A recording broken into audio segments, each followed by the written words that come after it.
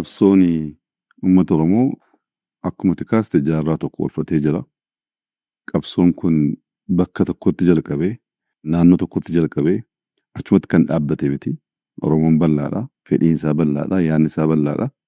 Gaaffiin isaas amma sana bal'achuu ni mala. Gaaffilee hunda tarreessanii kaasuun mijataa waan hin taaneef ijoo uummata kana diddaa sirna bitta gittaa bara sana tureef ka'umsa ta'ee kan taa'uudha qabu bakka sadiitti qoodnee ilaaluu dandeenya.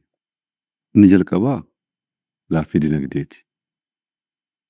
Uummanni kun abbaan lafummaa isaa mirkanaa'ee humna isaatiin hojjetee galtee garaagaraa itti hidhuudhaan jijjiiramuu, maatii isaa jijjiiruu, naannoo isaa jijjiiruu, biyya isaa jijjiiruu barbaada.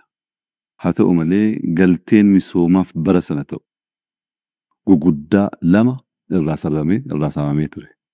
Tokko lafa, inni kaan humna. Oromoon walitti dhufeenya lafaa wajjin qabu dhimma dinagdeetii oli. Jechuma abbootii keenyaa hoo ilaalte lafti lafeedha Oromoon. Lafti lafeedha jedhee jechaan dhaabbataa miti.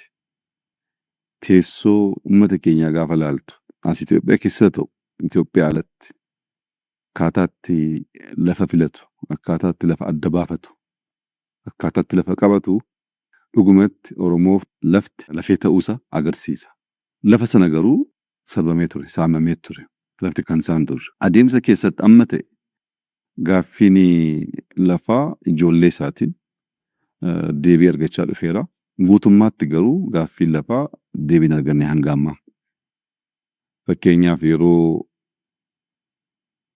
dhiyoo duratti heerri mootummaa biyya kanaa lafti kan uummataaf kan mootummaa ta'edha. Uummanni Oromoo lafti kan isaaf kan mootummaa ta'e qonnaan bulaan gaafa lafa isaarraa buqqa'u abbaan lafummaa isaa mirkanaa'ee fi of tiksuu hin dandeenye, lafa isaas eeggachuu hin dandeenye. Heerri mootummaa sun hin jedhe malee mirga sana guutummaatti gonfachiisuu hin dandeenye jechuudha. Waa'een lafaa dubbii ijoo ture. Lafa duwwaa osoo hin taane lafa sanarratti immoo hojjetee qotatee waan buufate oomisha argate guutummaatti fayyadamuu hin danda'u. Namoonni ta'anii irraa qooddatan turan. Humni isaa kan isaa miti, lafti isaa kan isaa miti.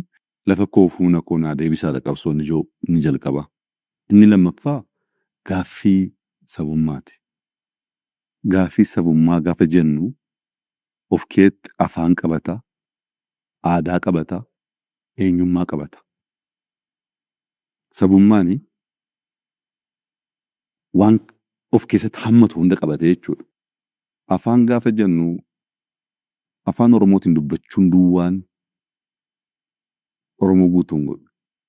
Namoonni tokko tokko afaan Oromoo dubbatanii ofiin Oromoo waan jedhaniif aadaa, eenyummaa, safuu, jaarsa kabajuu, hangafa kabajuu, uumama kabajuu, uumaa kabajuu wanta akkasii of keessatti hammatee eenyummaa Oromummaatiin namoonni hin guddanne afaan waan dubbateef duwwaa guutummaatti gaaffii sabummaa deebisee jechuu hin danda'amu. Kanaaf waa'een afaanii jira, waa'een aadaa jira, aadaa keessa waan baay'ee keetti mul'achuu danda'a, waa'een eenyummaa jira. Kun gaaffii lammaffaati. Gaaffiin sadaffaa gaaffii dimokiraasiiti. Akkuma beekamu uummanni kun bara dheeraatiif sirna uummatee, uummata hirmaachisee, aangoo qooddatee, aangoo yeroodhaan daangessee uummata bulaa turedha.